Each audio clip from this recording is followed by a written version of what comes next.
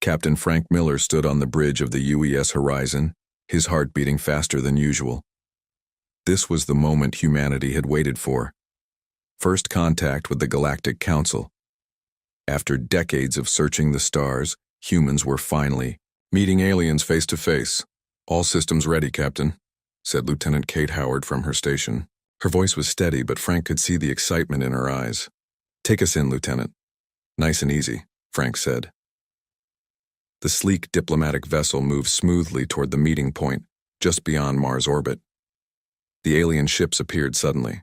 They did not use any form of jump drive known to humans. One moment empty space, the next moment 5 massive ships with strange glowing lines across their hulls. The largest was at least 20 times the size of the Horizon. "My God," whispered Eric Taylor, the ship's lead scientist. "Their technology must be centuries ahead of ours." Admiral Susan Grant, Earth's military representative, narrowed her eyes. "Don't look impressed, everyone. Remember your training. We represent all of humanity today." The main screen lit up with the faces of the aliens. 3 different species sat in what looked like a council chamber. The ones in the middle had blue skin and large black eyes. Those on the left were insect-like with multiple arms. The right side held reptilian beings with scaled faces. "Greetings from the Galactic Council," said the blue alien in perfect English. "I am High Counselor Vex of the Silurians. We welcome Earth to the galactic community." Frank stepped forward. "On behalf of the United Earth Government, we thank you for this historic meeting." The talks went on for hours. The aliens explained their council ruled over 300 star systems. They spoke of peace and cooperation, but Admiral Grant kept noticing small things that worried her. The way they looked at humans, the terms they used, how they kept calling humans young ones and developing species. During a break, she pulled Frank aside.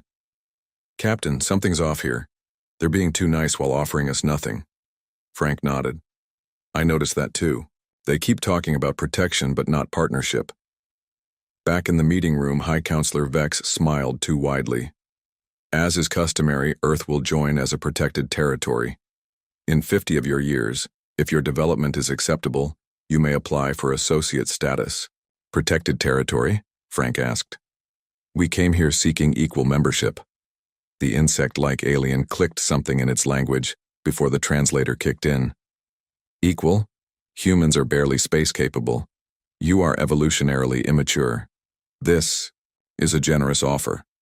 While the diplomats argued, Eric Taylor was in the ship's lab studying the alien transmission signals. He had set up a program to decode their encrypted channels out of scientific curiosity. What he found made his blood run cold. "Captain Miller," he called over the private channel. "They're planning something. I've partially decoded their secondary communications. They keep mentioning pacification and resource acquisition when talking about Earth." Frank kept his face neutral while listening. "Keep working on it, Eric. Get me proof." Admiral Grant leaned over to Frank. "We need to leave now. Send warning to Earth." Frank nodded slightly and turned to the aliens. "Council members, we appreciate your time. We need to return to Earth to discuss your offer with our government." The reptilian alien's eyes narrowed. "So soon? We have barely begun the orientation process." "It's our protocol," Frank said firmly. "We'll return with our response." The blue alien Vex smiled again, but it didn't reach his eyes. "Of course, we understand protocols. Please take whatever time you need." As the human delegation started to leave, Eric rushed in with a data pad. "Captain, I've decoded more. They're not letting us leave. They have weapons locked on us right now." The ship suddenly shook violently. Red lights flashed everywhere. "We're under attack," Lieutenant Howard shouted from her station. "Multiple energy weapons hitting our shields." Frank grabbed the nearest communication panel. "This is Captain Miller to all crew. Get to escape pods immediately. This is not a drill." The ship rocked. Again, harder this time. Support beams crashed down from the ceiling. Fire broke out in the science lab. "They're jamming our transmissions," Eric shouted over the alarms. "We can't warn Earth." Admiral Grant pulled her sidearm. "Get the data Eric decoded. Earth needs to know what we're up against." Frank nodded grimly. "Lieutenant Howard, take command of evacuation. Get as many people to the escape pods as possible." Another explosion ripped through the ship. The lights went out, replaced by dim emergency lighting. "Captain, main engines are gone. Life support failing," Kate reported, her face lit by the red emergency lights. Bodies were thrown across the bridge as another hit landed. Frank saw Admiral Grant hit her head hard against a console. He rushed to her, checking for a pulse. "Nothing. We've lost the Admiral," he said grimly. "Eric, do you have the data?" The scientist held up a small drive. "All here. Everything I decoded." "Get to the pods," Frank ordered. "Kate, you go with him. Make sure the data reaches Earth." Kate shook her head. "Sir, protocol says you should—" "That's an order, Lieutenant," Frank said firmly. "I'll get the rest of the crew moving." As Kate and Eric ran for the escape pods, Frank moved through the burning ship, helping injured crew members. The ship's structure was failing around them. He managed to get 15 more people to escape pods before a massive explosion threw him against a wall. Pain shot through his body. He knew he wouldn't make it to a pod. Using the last of his strength, he dragged himself to a console. "This is Captain Frank Miller of the UES Horizon," he recorded, coughing blood. "We were attacked without provocation by the Galactic Council. This is not a misunderstanding. They planned this. Lieutenant Howard has critical intel. Earth, prepare, they're coming." He sent the message on all frequencies, hoping at least one would get through the jamming. On the last functioning escape pod, Kate Howard strapped herself in next to Eric. 5 other survivors huddled in the small space. "Launching now," she said. Hitting the release button, the pod shot away from the dying ship. Through the small viewport, they watched in horror as the horizon broke apart, consumed by explosions. Kate fought back tears as she programmed the fastest course to Earth. And no. "Anyone else make it out?" asked one of the crew members. Kate checked the pod's sensors. "I'm tracking 3 other pods, the rest—" She couldn't finish the sentence. "The aliens are tracking us," Eric said, pointing at the sensor display. "They're coming after the escape pods." Kate's jaw tightened. "Not if I can help it." She was the best pilot on the horizon. If anyone could get them home, she could. She guided the pod into Mars orbit using the planet's gravity to gain speed while hiding from the alien sensors. One by one, the signals from the other escape pods disappeared from her screen. "We're the only ones left," she whispered. Eric clutched the data drive. "Then we have to make it. For everyone we lost today. For Earth." Kate nodded and pushed the engines beyond safety limits. They had to reach Earth. They had to warn everyone. The Galactic Council wasn't coming in peace, they were coming for war. 5 years passed since the attack on the UES Horizon. Lieutenant Kate Howard was now Colonel Howard, one of the top military advisors to the United Earth Defense Force. Her escape pod had been the only one to reach Earth. The data she and Eric Taylor brought back changed everything. Earth knew an invasion was coming. The whole planet united under the threat. Old enemies became allies. Resources poured into defense and weapons research. The people of Earth prepared for a fight they might not win. Dr. Alan Cooper stared at his computer screen in the lunar dark matter research facility. His eyes were red from lack of sleep. For 3 years he had worked on the same problem: how to harness dark matter as an energy source. The regular science team had gone to bed hours ago, but Alan couldn't sleep. He was close to something important. "Computer, run simulation 372B again," he said, sipping cold coffee. The screen showed particles moving in patterns. Most scientists believed dark matter couldn't interact with normal matter. Alan believed they were wrong. They just hadn't found the right frequency. The simulation finished. Alan frowned at the results. Something was still missing. He made a small change to the input values and tried again. This time, the screen lit up with new patterns. Alan sat up straight. "Oh my God," he whispered. "Computer, verify these results." The computer beeped. Results verified. Dark matter energy. Extraction at 87% efficiency. Alan's hands shook as he reached for his phone. "Get me General Hall. Now." 2 days later, Alan stood in a large conference room at the United Earth Defense Headquarters. General Diane Hall looked at him with serious eyes. "You're saying we can use dark matter as a power source?" she asked. Not just power, Alan said. The way it interacts with normal matter, we can use it to phase objects, make them partially exist outside normal space. William Chen, the chief engineer, leaned forward. Are you saying we could make ships that pass through solid objects? In theory, yes, and there's more. Alan pulled up new diagrams on the screen. If we can harness dark matter this way, we can also use it as a weapon, one that no conventional shield could stop. General Hall stood up. Dr. Cooper, how quickly can you build a prototype? With the right team and resources, 6 months for a small test device. You have 3 months and whatever you need. General Hall looked around the room. This is now Project Shadow Fleet. Top priority. Nothing gets out of this room. The prototype was ready in 4 months. They built it in a secret facility inside an asteroid between Mars and Jupiter. The first ship, UES Nightshade, looked strange compared to regular spaceships. Its hull was dull black, absorbing light rather than reflecting it. Strange patterns ran across its surface, pulsing with faint blue energy. Captain Peter Ross walked around the ship, examining it from all angles. Will it actually work? He asked William Chen. William nodded. The small-scale tests were successful. The dark matter drive allows the ship to phase through normal matter. Enemy weapons should pass right through when the drive is activated. And our weapons? William smiled. The Eclipse cannon works too. It uses dark matter to destabilize molecular bonds in target ships. In simple terms, it pulls them apart at a fundamental level. Peter whistled. No wonder this is all so secret. The Council has spies everywhere, William said. If they knew what we were building, they'd attack before we were ready, Peter finished. The test flight was scheduled for the next day. Peter gathered his volunteer crew, 30 of Earth's best pilots, engineers, and scientists. All had lost someone when the horizon was destroyed. I won't lie to you, Peter told them. This technology is new. We don't know all the risks, but if it works, it gives Earth a chance against the Council's armada. Lieutenant Maria Rodriguez, the weapons officer, spoke up. Better to die testing this than wait for the aliens to kill us all. The test flight began at 600 hours. The Nightshade left the asteroid base slowly.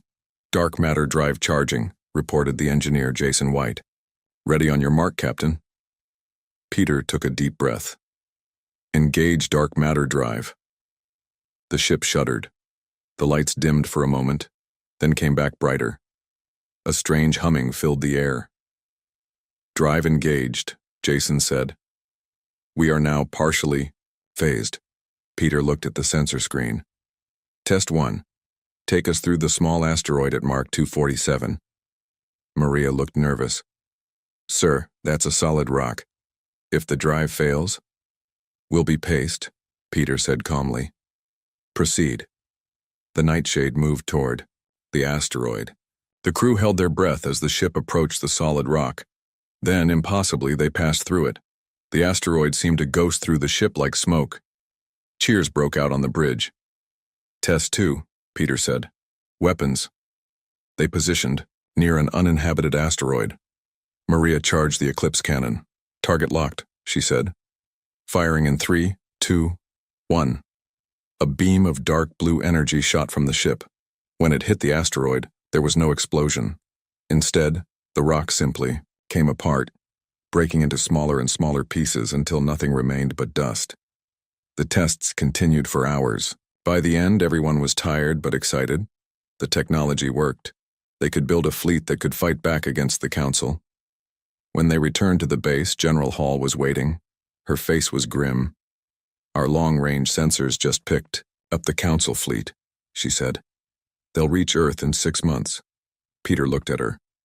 How many ships? Over 300. Our conventional fleet won't stand a chance. Then we need more ships like the Nightshade. General Hall nodded. We've already started production on 11 more. Admiral Lisa Wright will command the Shadow Fleet. News of the invasion spread quickly. Earth's conventional fleet prepared for battle, knowing they were likely sacrificing themselves to buy time. Meanwhile, the Shadow Fleet grew in secret. William Chen worked without rest, improving the dark matter technology. he managed to create a smaller version of the drive that could be worn by soldiers. This will let strike teams phase through enemy ships, he explained to Admiral Wright. They can board any vessel without cutting through hulls. Admiral Wright nodded.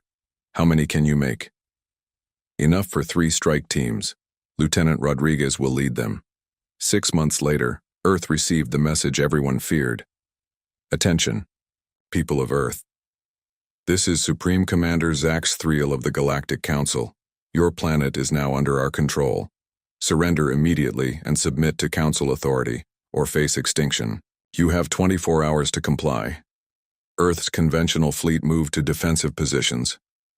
The Shadow Fleet remained hidden inside Earth's moon, waiting for the right moment to reveal humanity's secret weapon. The invasion had begun, but this time, Earth was ready. Earth's conventional fleet fought bravely. 150 ships against over 300 alien vessels. They knew they were outmatched. They knew most of them would die, but they fought anyway, buying time for the real plan. Supreme Commander Zax Thriel watched from his command ship as Earth's defenses crumbled. His large-scaled face showed no emotion as human ships exploded one after another on his view screen. Pathetic, he said to his officers. They should have surrendered when they had the chance. His second-in-command, a blue-skinned Silurian, nodded. The invasion is proceeding as expected, Supreme Commander. Their largest ships are already destroyed. The rest will fall within the hour. Zax Thriel stood from his command chair. Prepare the landing forces. I want control of their major cities by tomorrow, and open a channel to their leaders. I will give them one last chance to surrender before we begin orbital bombardment. On Earth, in the underground command center beneath what was once New York City, General Diane Hall watched the battle with a grim face. Colonel Kate Howard stood beside her, remembering her escape from the horizon 5 years ago. The fleet is almost gone, Kate said quietly. General Hall nodded. They knew what they were signing up for. She turned to her communications officer. Connect me to Admiral Wright. Inside Earth's moon, in a hollow space large enough to hold 12 warships, Admiral Lisa Wright received the call. It's time, General Hall said over the secure line. The Council thinks they've won. Spring the trap. Admiral Wright's face hardened. With pleasure, General. She turned to her crew on the flagship UES Shadow. All ships power up dark matter drives. Prepare to move out. Remember your training. Stay phased until my command. 12 ships powered up in perfect silence. The dark matter drives hummed with energy. The ships began to move, passing through the solid rock of the moon as if it wasn't there. On the Council command ship, an alarm sounded. Supreme Commander, a sensor officer called out. Energy readings coming from Earth's moon. Something's coming out. Zax Thriel frowned. What? Show me. The main screen shifted to show the dark surface of the moon. At first, nothing seemed unusual. Then slowly, 12 black ships emerged from the lunar surface. They didn't break through the surface. They passed through it like ghosts. What kind of technology is this? Zax Thriel demanded. Identify those ships. Unable to get clear. Reading, Supreme Commander. The sensor officer replied, panic in his voice. Our scans pass right through them. Admiral Wright stood on the bridge of the UES Shadow, watching the Council fleet grow larger on her view screen. All ships maintain phase state, she ordered. Captain Johnson, you will demonstrate the eclipse cannon on my mark. Yes, Admiral, replied Greg Johnson from the UES Phantom, the fleet's heavy weapons ship. The Shadow Fleet moved silently toward the Council Armada. None of the alien weapons could target them properly. Energy beams and plasma bolts passed harmlessly through the human ships. They can't hurt us, Admiral Wright said with satisfaction. Captain Johnson, target their largest ship and fire when ready. On the Phantom, Captain Greg Johnson locked the eclipse cannon on Zax Thriel's massive command ship. Target locked, he reported. Firing eclipse cannon. A beam of dark blue energy shot out from the Phantom, striking the Council command ship. Unlike conventional weapons, there was no explosion. Instead, the massive alien vessel seemed to shimmer for a moment. Then it began to break apart, section by section, dissolving into floating particles. The Council fleet erupted into chaos. Ships began firing randomly.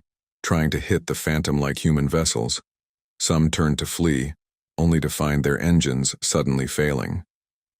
The dark matter field generators are working, Admiral Wright noted with satisfaction. They can't escape, into FTL. On the UES Shadow, Lieutenant Maria Rodriguez prepared her strike team. 3 groups of soldiers wearing dark matter phase suits stood ready in the launch bay. "Strike team's ready, Admiral," Maria reported over the comm. "Proceed with boarding operations," Admiral Wright ordered. "Disable their communication systems. I want them isolated and unable to call for help." Maria led her team onto a transport. When the doors closed, she addressed her soldiers. "Remember your training," she said firmly. "We'll phase directly into their ships. They won't be able to touch us as long as our suits are active. Place the disruptors on their key systems and get out. Don't try to fight them directly." The transport launched from the Shadow, heading toward a Council battle cruiser. As they approached, Maria activated her phase suit. "Phase active," she confirmed. "Taking us in." The transport passed through the hull of the alien ship as if it wasn't there. Inside, alien crew members ran in panic as alarms blared. None of them noticed the transport passing through their walls. Maria and her team exited the transport, moving like ghosts through the alien vessel. The Council soldiers couldn't see or touch them in their phased state. Maria led her team to the ship's engine room. They placed dark matter disruptors on key systems, then returned to their transport. Once safely away, Maria deactivated the disruptors remotely. The alien ship's engines shut down completely. Similar scenes played out across the Council fleet. Human strike teams disabled ship after ship without firing a single shot. The mighty Council armada was quickly becoming a collection of floating, powerless hulks. On his personal shuttle, having barely escaped his dissolving command ship, Supreme Commander Axelnar watched in horror as his invasion force fell apart. "Impossible," he whispered.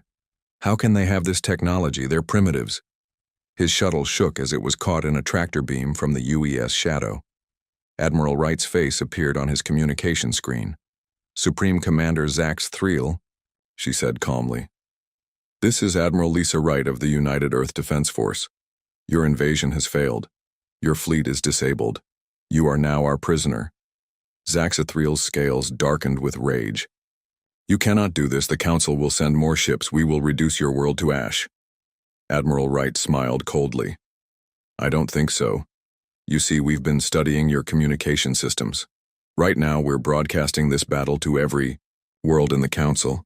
They're all watching your defeat." She leaned closer to the screen.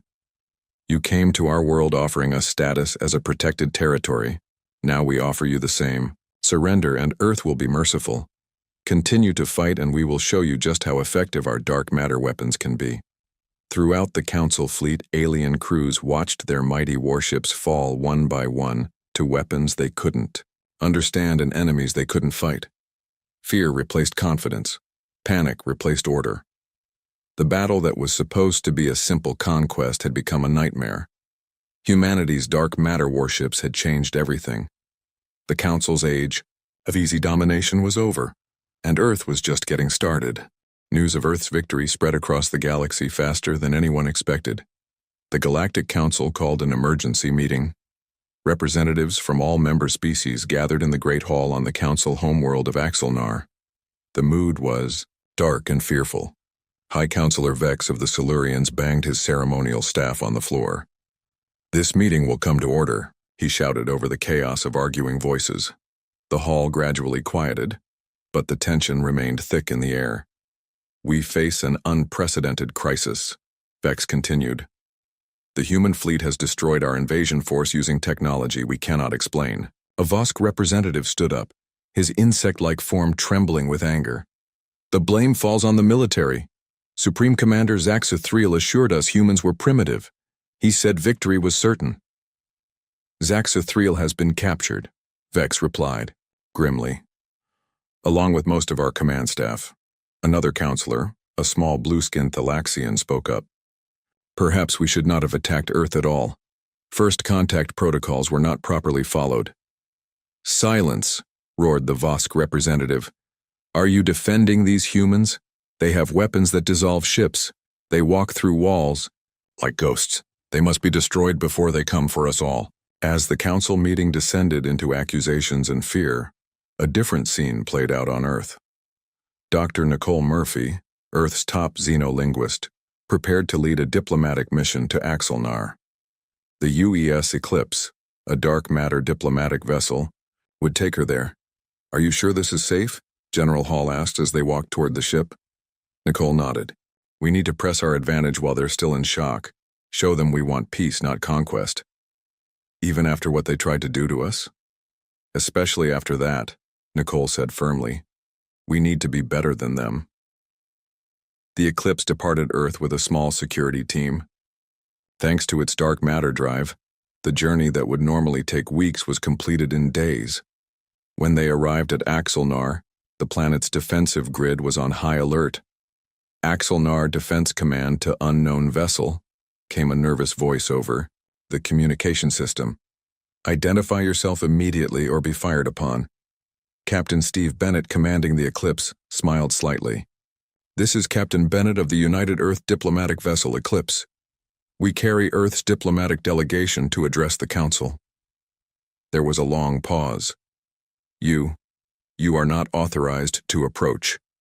Our defense grid will—" "Your defense grid cannot stop us," Captain Bennett interrupted calmly. "But we come in peace. We will proceed to the designated diplomatic landing area." The Eclipse moved forward, passing through the defense grid as if it wasn't there. Weapon platforms fired automatically, but the energy beams passed harmlessly through the ship's phased hull. On the planet's surface, panic spread as word of the approaching human ship reached the Council. Guards rushed to secure the Great Hall. High Counselor Vex tried desperately to maintain order. "They cannot harm us here," he assured the frightened representatives. "The Great Hall is protected by our strongest shields." The words had barely left his mouth when the doors opened.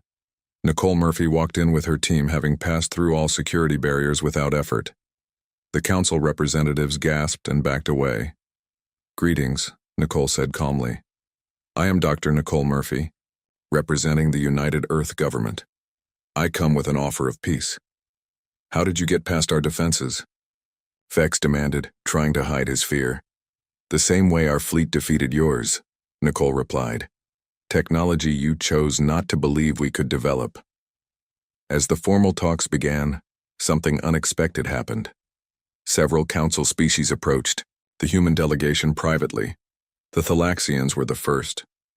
"We have long disagreed with the Council's policy of suppressing younger species," said lead scientist Mortek.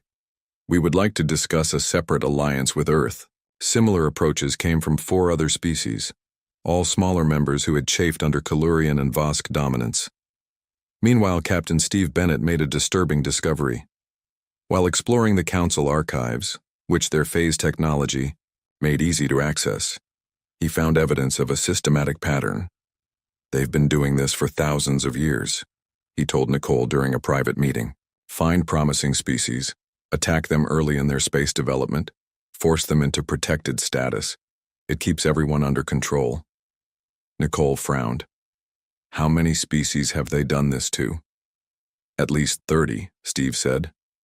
Some resisted, and were wiped out completely. We're the first to ever defeat their invasion force." Back on Earth, communications specialist Kevin Hayes detected unusual activity in the Council's military networks. "General Hall," he reported urgently, "I'm picking up encrypted communications between surviving Council military leaders. They're planning something." General Hall leaned over his station. "Can you decode it?" "Working on it," Kevin replied, his fingers flying over his console. "It looks like... yes. Grand Admiral Kruvak is gathering the remaining Council forces for an all-out attack on Earth, a suicide run." General Hall immediately contacted Admiral Wright, who was overseeing the integration of captured Council technology into Earth's defense network. "How long until they arrive?" Admiral Wright asked. "Based on their current position, 3 days," Kevin answered. "They're throwing everything they have left at us, approximately 70 ships." Admiral Wright nodded grimly. "Alert the Shadow Fleet. We'll prepare an ambush at the edge of our solar system. On Axelnar, Nicole received the news during negotiations. High Counselor Vex pretended to know nothing about the planned attack. "This proves your kind cannot be trusted," Nicole said, rising from her seat. "We came offering peace while your military prepares another attack." "The military acts on its own," Vex protested weakly. "The Council has no control." "You are the Council," Nicole interrupted. "If you cannot control your military, then perhaps Earth needs to negotiate with someone who can." She turned to the Thalaxian and other sympathetic representatives. "Those who wish for true peace with Earth, we welcome you. The rest should consider the consequences of continued aggression." 3 days later, Grand Admiral Kruvak led his fleet toward Earth, his face set with determination. "We will not surrender." "To primitives," he told his officers. "If we must die to protect the Council's dominance, so be it. Prepare the antimatter warheads." What Kruvak didn't know was that Kevin Hayes's early warning system had given Earth plenty of time to prepare. The Shadow Fleet waited in phased state, invisible to Council sensors. As the Council fleet approached Neptune's orbit, Admiral Wright gave the order. "All ships dephase and engage targets. Disable engines first, weapons second, try to take prisoners when possible." The Shadow Fleet appeared seemingly out of nowhere, surrounding the Council vessels. The Eclipse cannons fired with surgical precision, dissolving engine sections without destroying the ships completely. In his command ship, Grand Admiral Kruvak watched in horror as his fleet was systematically disabled. His own ship shuddered as its engines dissolved into particles. "Launch the warheads!" he screamed. "Launch everything!" But it was too late. Strike teams had already boarded his ship in phase suits. Lieutenant Maria Rodriguez herself walked onto the bridge, passing through walls and guards as if they were mist. "Grand Admiral Kruvak," she said calmly, "your attack has failed. Your warheads have been disabled. You are now a prisoner of Earth."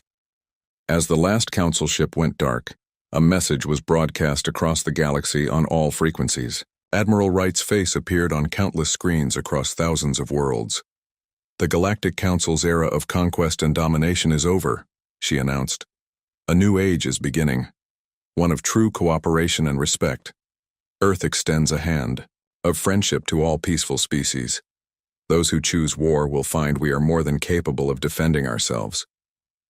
The message ended with images of the Council's defeat. There could be no denying the new reality. Humanity had changed the balance of power in the galaxy forever. 3 months after the defeat of Grand Admiral Kruvak's fleet, representatives from 27 species gathered on neutral ground. The meeting place was a space station orbiting a star at the edge of what was once Council space. Humans had built the station in just 2 months using their dark matter technology. Vice Admiral Daniel Barnes led the Earth delegation. At 56, he had more diplomatic experience than most in Earth's military. His calm, steady voice had a way of making even the most nervous aliens feel at ease. "We are not here to create a new empire," Daniel told the gathered representatives. "Earth has no desire to simply replace the Council as the galaxy's rulers." The aliens murmured among themselves. Some looked relieved, others suspicious. "Then what do you want?" asked the Silurian delegate, one of the few Council species that had been invited. "A true partnership," Daniel replied. "A galactic cooperative, where all species have equal standing, regardless of their technological development." The Thalaxian representative Mortek nodded in agreement. "My people support this vision. For too long, the Council used technology as a tool of control rather than progress." The talks continued for days. Old enemies sat across from each other, forced to consider new ways of interacting. The humans, with their powerful dark matter technology, could have simply demanded compliance. Instead, they listened to every voice.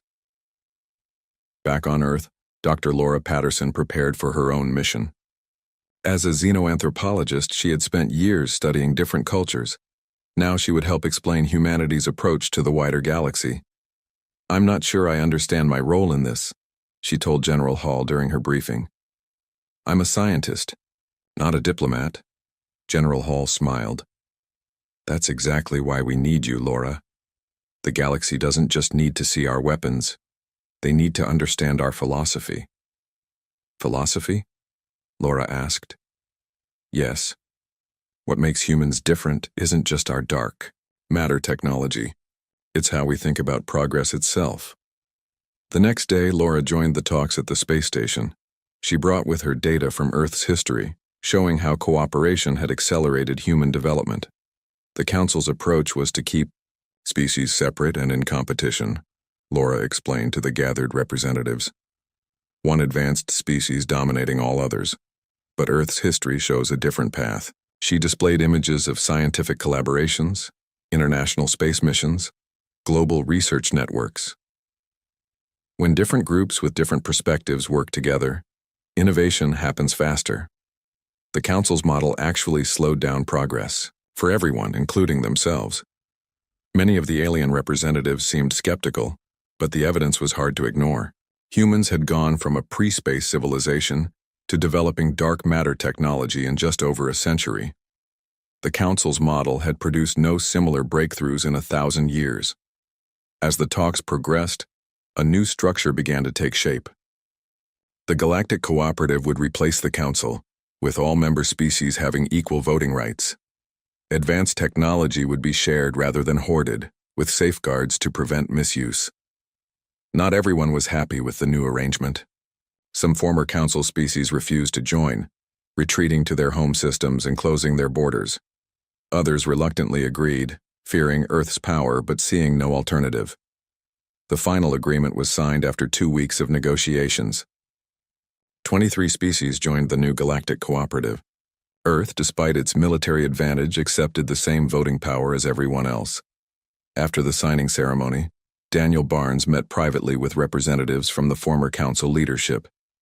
"You could have destroyed us," said the Silurian delegate. "Why didn't you?" Daniel looked at him thoughtfully. "Because that's what you would have done. And we're trying to build something better." 6 months later, the first joint mission of the Galactic Cooperative prepared to launch. The ship was named Unity, built with both human dark matter technology and contributions from other member species. Captain Michelle Wright, daughter of Admiral Lisa Wright, would command the mission. At 32, she was young for such a responsibility, but her experience with dark matter drives made her the natural choice. "This isn't just an exploration mission," Michelle told her mixed crew of humans and aliens during their final briefing. "This is about showing the galaxy what cooperation can achieve."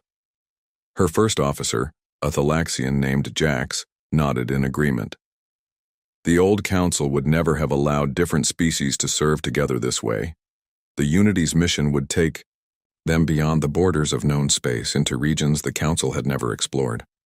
Their charter was to seek out new civilizations and offer them membership in the cooperative, rather than conquest or subjugation. On the day of launch, thousands gathered to watch. The Unity was a beautiful ship, its sleek hull showing the distinctive patterns of dark matter technology, but also incorporating design elements from all member species. Dr. Alan Cooper, now much older but still active in research, stood beside Admiral Lisa Wright as they watched the ship prepare for departure.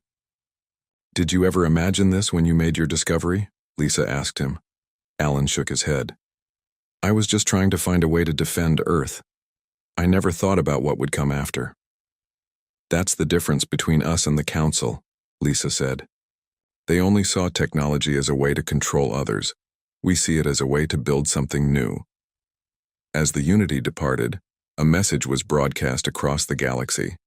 It came from all 23 members of the Galactic Cooperative speaking with one voice. "Today marks the beginning of a new era in galactic history. The era of conquest is over. The era of cooperation has begun. To all civilizations, known and unknown, we reach out not to dominate, but to connect. Not to conquer, but to learn. The stars belong to all of us." The Unity accelerated to speed, its dark matter drive glowing softly. On the bridge, Captain Michelle Wright gave the order to proceed to their first destination. Human and alien crew members worked side by side, their former differences forgotten. Earth's dark matter warships had indeed terrified the Galactic Council. But it was humanity's ideas, not just their weapons, that would truly change the galaxy forever. As they left known space behind, Michelle looked at the stars ahead. "The real journey is just beginning," she said quietly. No one who heard her could disagree.